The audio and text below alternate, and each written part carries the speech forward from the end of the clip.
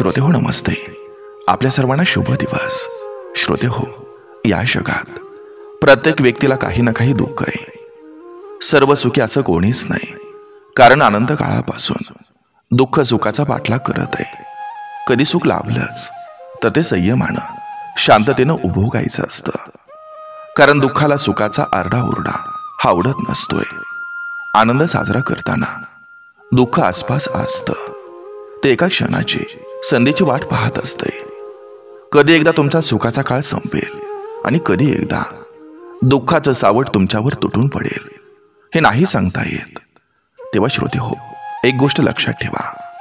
आपल्या सुखाचा वापर दुसऱ्याला जाळण्यासाठी, जळवण्यासाठी किंवा कमीपणा देण्यासाठी अजिबात करू नका. कारण श्रोते हो, ज्या गोष्टी तुम्हाला क्षणापुरता आनंद देता येत ना, कदाचित त्याच दुसऱ्याला आयुष्यभराचं दुःख देत असतील. श्रोते हो, सुखात, आनंदात श्रीमंतीचा गर्व वाढतो. पंख नसतानाही माणूस आभाळात वरपर्यंत उडत जातो. पण याच वेळी श्रोते हो, तुमच्या अज्ञानाचा जन्म होत असतोय आणि तुमचं मन सुद्धा निष्ठुर होत जात असतं. याचा अर्थ असा नाही की तुम्ही दुःखाला जवळ करावं. दुःख काही ना काही कारण घेऊन हे येत असते. त्यामुळे श्रोते हो, गर्व, अहंकार, मीपणा, अनादर, अविचार, ईर्ष्या या गोष्टींवर नियंत्रण ठेवायला शिका. बघा, पटतंय का? नक्की विचार करूया. चला, आजही आपल्यासाठी सुंदर विचारांची ही शिदोरी, ही मालिका अशीच पुढे घेऊन आलोय. चला, करूया सुरुवात सुंदर विचारांना, सुंदर सुविचारांना. विश्वासघात हा ठरवूनच केला जातो. तो कधी चुकून होत नसतो. पात्रता नसलेल्या व्यक्तीला प्रमाणापेक्षा जास्त आदर दिला की तो आपल्याला तुच्छ समजायला मागं पुढं पाहत नसतो.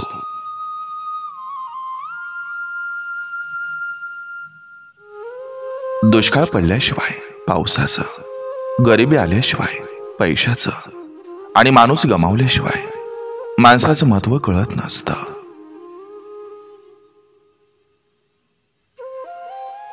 एखादी समजूतदार व्यक्ती आयुष्यात असेल तर चुकीच्या वाटेवर चाललेलं आयुष्य हे सुद्धा वळणावर येतं. बुद्धीनं कुठं वास करावा हे पैसा ठरवू शकत नाही. म्हणूनच कधी कधी गरिबाच्या घरात शास्त्रज्ञ जन्माला येतो आणि श्रीमंताच्या घरात मूर्ख. नात्यात विसरून गेलेल्या लोकांना आठवण करून द्यायची नसते.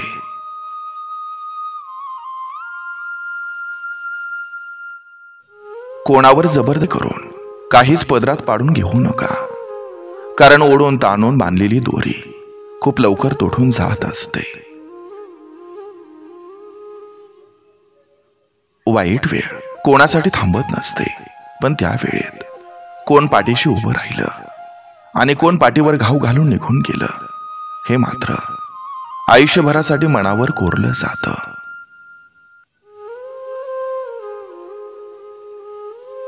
आयुष्याचं सार फक्त 2 ओळी सांगून देतात.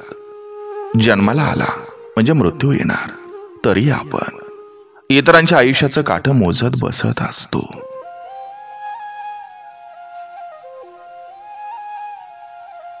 शोधायचं असेल तर तुमची काळजी करणाऱ्यांना शोधा. बाकी उपयोग करून घेणारे तुम्हाला शोधत येतील.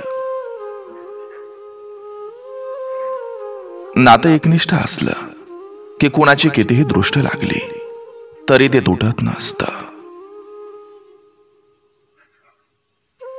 नम्रता हा माणसाचा खरा दागिना असतो.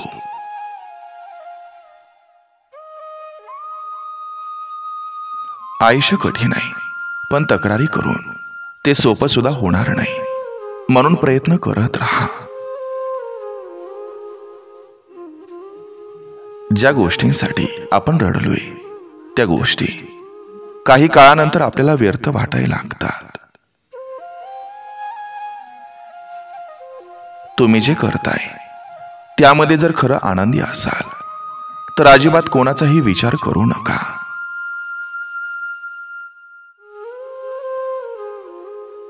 नेतृत्व, प्रसिद्धी, श्रीमंती, सौंदर्य हे आयुष्यातील तात्पुरते टप्पे आहेत.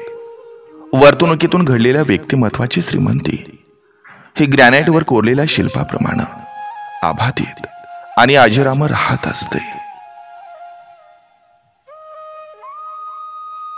वचन देण्यापेक्षा जास्त अवघड असतं दिलेलं वचन आयुष्यभर टिकवणं.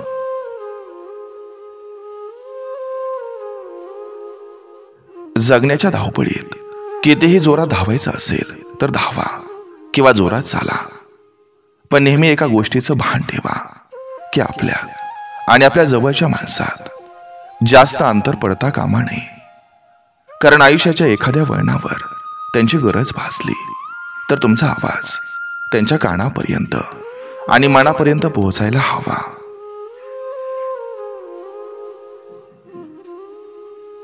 तुमचं हसणं काय किंवा असणं काय, दोन्ही गोष्टी तुमच्या माणसाला आधार देत असतात.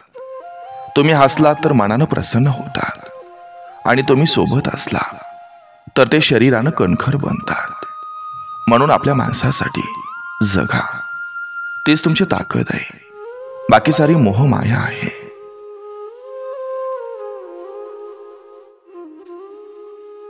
संसारातल्या प्रत्येक व्यक्तीची सुखाची कल्पना, सुखाच्या जागा, सुखाची साधनं ही वयानुरूप कालानुसार निरनिराळी असतात आणि प्रत्येक जण त्याच्या कल्पनेतल्या सुखामागं पळत असतो. पण संसार टिकतो तो कसा, तर दुःख जेव्हा सगळ्यांचं एक होतं तेव्हा घर उभं राहतं.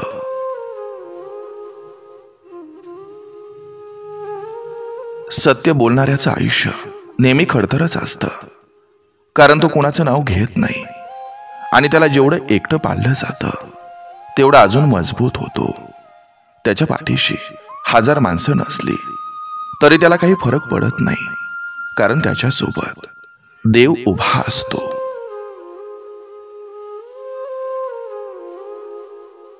आशीर्वाद आणि सदिच्छा यांना कोणताही रंग नसतो, पण ते मिळाले की जीवनात रंग भरले जातात.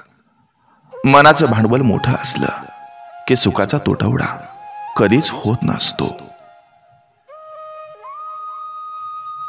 आयुष्याच्या प्रवासात एक बहीण असणं खूप गरजेचं आहे, कारण सुखात सगळे सोबत असतात पण दुःखात फक्त बहीण सोबत असते. बापावर प्रेम करणारी सुज्ञ पोरं लाभणं ही त्याच्याकरता फार मोठी उपलब्धी मानली जाते. संपत्ती किती असू द्या, अपत्य नीट असेल तर ती आपत्ती ठरते.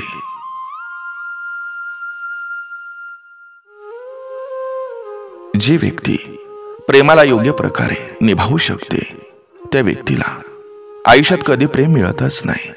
मिळतात त्या मानसिक वेदना, हरवलेली झोप, जीव घेणं एकटेपण आणि विचारांमध्ये भरकटलेलं मन, जे फक्त आणि फक्त आपल्या आवडत्या व्यक्तीला सगळीकडे शोधत असतं, पण मिळतो तो फक्त एकांत.